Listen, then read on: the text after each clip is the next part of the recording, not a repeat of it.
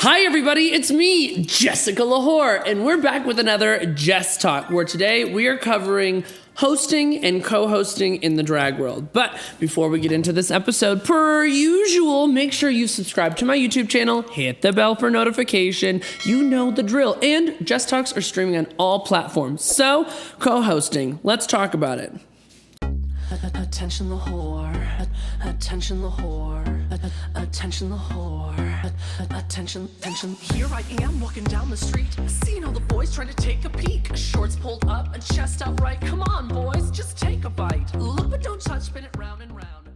All right, everybody, for today's JESS Talk, we're going to talk about hosting and co-hosting in the drag world. And I just want to talk about my first experience, okay?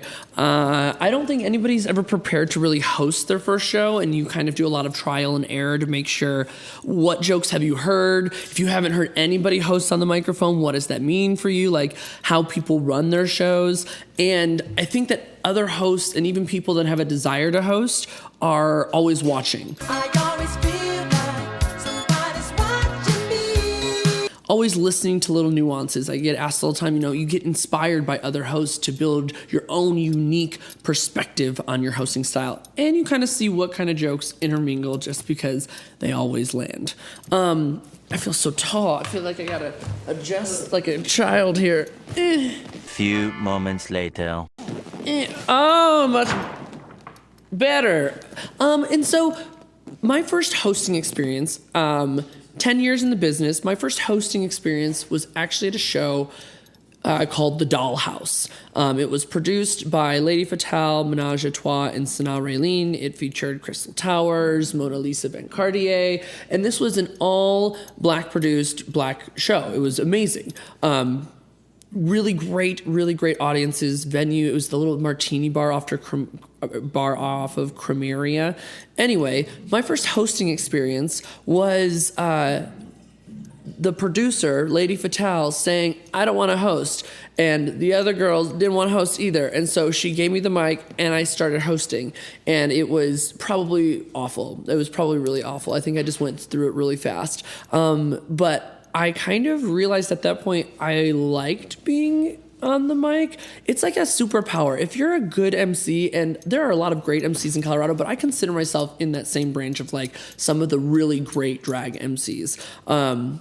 There's just a nuance to it between your inflection, your energy level, the vibe that you give off. And so when I did that first one, I think there was just something that made me want to do it more. Maybe I like the sound of my own voice. I've heard people shadily say that before.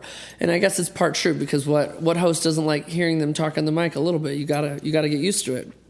And so that was my first hosting experience. Then I started getting into producing and hosting. Then I started getting into hosting shows by myself. And hosting a show by yourself versus hosting with a co-host is very different, okay? And with a co-hostship, I really think that you need to have like a leader and then like the follower. And I don't mean that in terms of who's a boss and who's in charge, but I think that there always has to be one of the two in some way that brings it, what I call trains back on the track, okay? Like we had our laughs, we had our fun, we told some jokes, and we are recognizing in the audience they're ready to keep the show going. So there's gotta be that person that's like, oh my God, that was so funny. Now, are you ready for this next performer? Or here's your next number in bingo, whatever that is. And I think that's a co-hostship. If you have two people and none of them want to drive that role, the show gets really frustrating sometimes as another producer or host or audience member. If I'm sitting in the audience and there's two of those types of hosts, which it's really fun, but you get to that point where you want it to come back to the experience just a little bit. There's also, like, you can tell as an audience or a host member, like, is your host too drunk, too high, too intoxicated, just completely not there? People can tell when you're in an audience perspective of what your host is how they're talking, how they're interacting with people. If they're mean, like if they're just being mean to be mean, you can tell. And so that co-hostship is really important. But also, to me, doesn't work when you have two of the train drivers, two drivers, and you're going to notice a little bit of tension. Just a little bit. Now, that doesn't mean that one is more submissive. It means that everybody's energy levels and everybody's like comedic pairing, like the meshing of a good co-hostship, is something that I love. I have my list of like 20 co-hosts, and some of them I've been co-hosting with for 10 years. There's nothing unmatched than a co-hostship that has history like that, and you know how to play off of each other. That's when you have two people that are driving and two people that are also the passenger, like getting it up onto the track. That is such a good pair. Felony Misdemeanor, Cristal, Miss Zara, Coco Bardot, Lulu All Night, Electra Dupree, Chloe Katz, I think, is an amazing host. Chris Agana is really great. Gila Moonstar, Cat Danger. I could keep going and going and going and going. But each of them have their own little nuances of what they do. And you have powerhouse hosts, you have like confident hosts, you have people that give you a different niche. Like, you don't always have to be the same type of host. I think it's really cool to see, but that mesh, when you're in the audience and you watch a mesh of like the perfect co-hostship, it is orgasmic. It is so funny, such a good time, and it always just makes for the experience. Now, hosting solo is not in everybody's cards. Not everybody, I think, should be on a microphone. There are people that are just not funny. Just gonna say it. There are some people that are just not funny, and I get drag delusion. Some of you are probably sitting there and being like, well, Jessica's not funny either, she doesn't realize it. No, there's just a difference. I may not be your cup of tea, but I'm not delusional, but there are just some people that are just not funny. You hire them to host a benefit sometimes. Not really. I can't do it. Sorry. You can keep this. This is shady as hell. And then there's some hosts that are just their personalities being mean. Like, I'm the cunty drag queen on the microphone, but they do it in a way that makes me uncomfortable. There are some hosts that I personally can't co-host with because I don't resonate to that type of humor. I don't go up to people and say, oh, you're a stupid fat bald bitch. Like, that's not funny to me. That's just not my style. I like to make people feel good as they're leaving the show in some way. So that's another hosting style I don't like. Oh, let's go into hosting pet peeves. Can we talk about that? I hate the one and only announcement. Every host announces different entertainers in different ways. The way that I like to host is I take something unique and special that I actually like about the performer. They one of the best lip syncs in town. They give you body, yaddy, yaddy. They are stamped for the gods. They tear up the stage. Something unique to that performer that fits, give them that shout out, give them that moment. But when everybody in your cast is the one and only, yeah, we know they're the one and only. Why? Because there's only one person. It'd be dumb if there was another drag entertainer in the same name. Yeah, the one and only. We're all the one and only. We're the one and only. And I appreciate it. But if you choose to, I'm very passionate about this. If you choose to use the one and only, give it to one entertainer in your cast. It just makes it seem like so impersonal and it's so generic. Boring, yawning, sloppy. Like, if you give it to all 6 of your cast members, yeah, they're the one and only. But pick the one that you should give that, like legend. Don't call everyone a legend. Not everyone's a legend.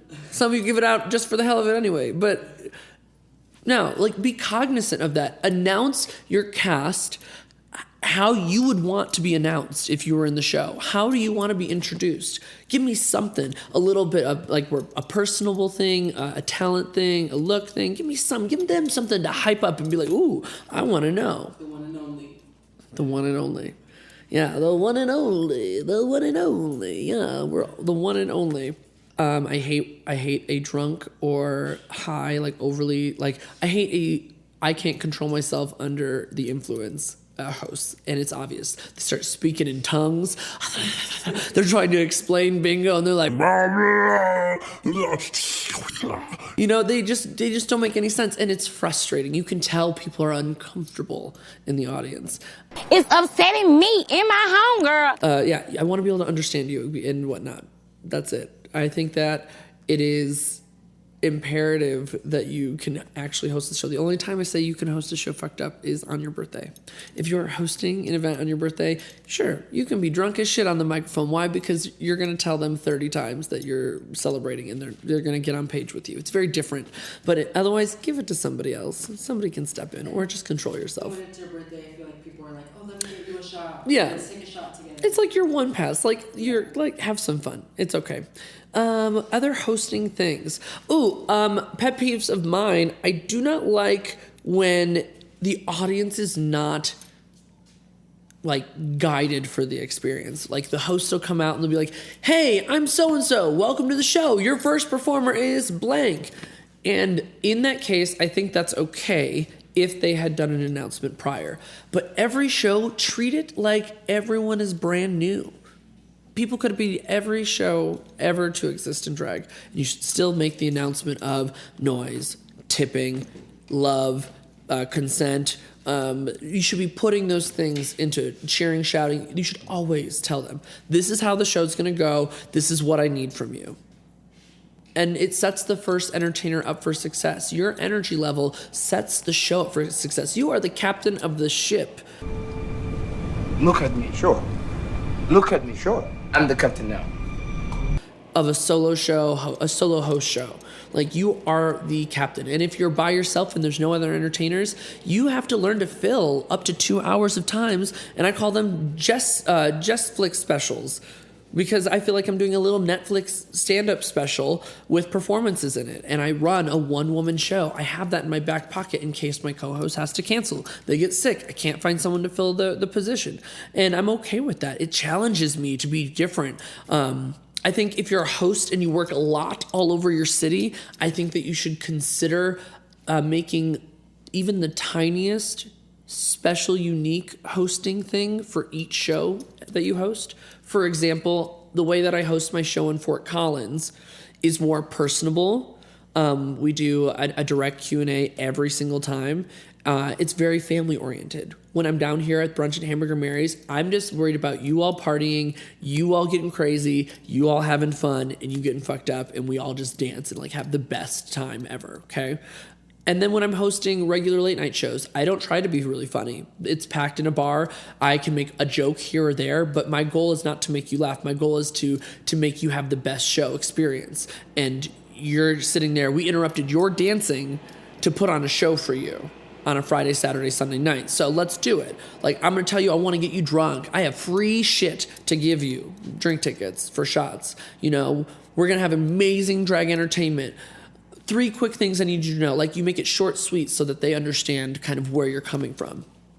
I think that there's something like that for all hosts. Hosting moments. Oh my goodness.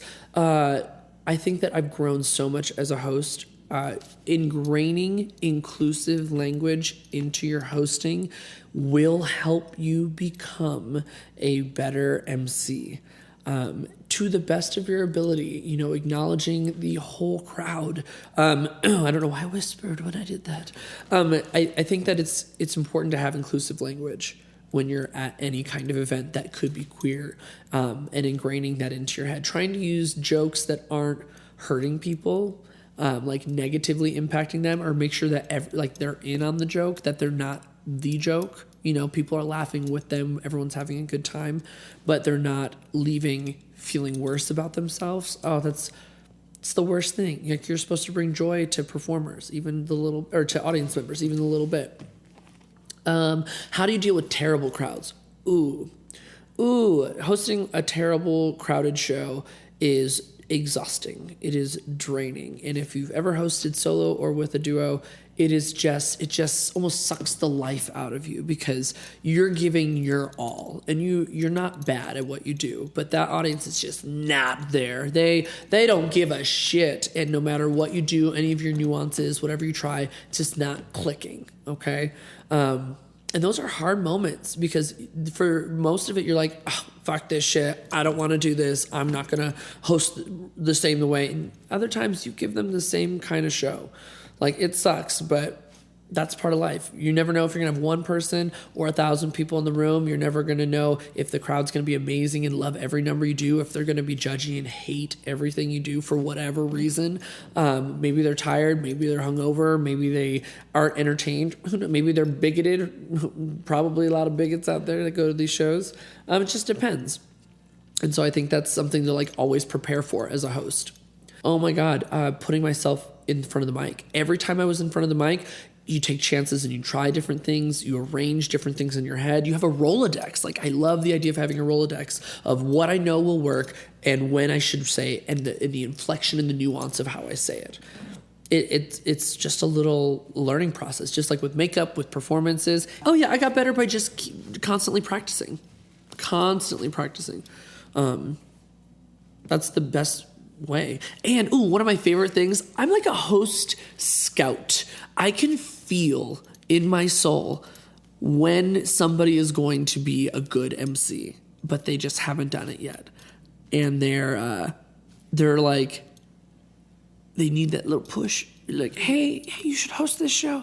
And a great example is Coco Bardot. And if you ask her, I respectfully harassed her for maybe 2 years. I feel like it was like a year to 2 years, and constantly said, hey, do you want to co-host? You want to host this? You want to host? And no, I don't host. I don't want to be on the mic. Finally got her to do a brunch with me, and she just took off. Now she's hosting every goddamn thing.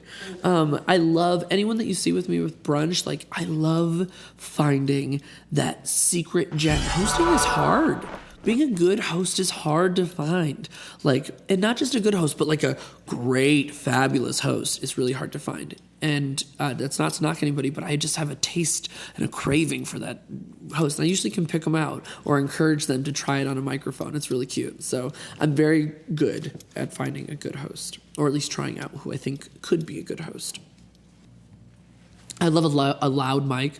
I'm a loud bitch, but I need that mic to be boosted the hell. I want people to be annoyed by how loud my microphone is. That's partially because I can't hear for shit. That's also because it keeps people engaged and awake, and I love doing different tones. I have, different nuances for my hosting. That's a whole different video. Hosting and co-hosting. That's all I think I got. So let me know down below what you'd like to see for more JESS Talks in the future. And tell me what you think. What are your views on co-hosting and hosting, your solo shows, your group shows? And we'll see you next time. Bye, everybody. Attention the whore. Hi, little whores. It's me, Jessica LaHore. And did you know that I'm on Cameo? That's right. Cameo is a platform where you can get personalized messages from me, the biggest whore in all of Colorado. Whether it be a birthday sing-along, a bar mitzvah, a congratulations on your new job, a congratulations you didn't get pregnant, I'm your whore for the message. So follow the link below, click it, and book your next Cameo to surprise your best friend, your grandma, your family member, or any other little LaHore fan out there. Come on, book them now.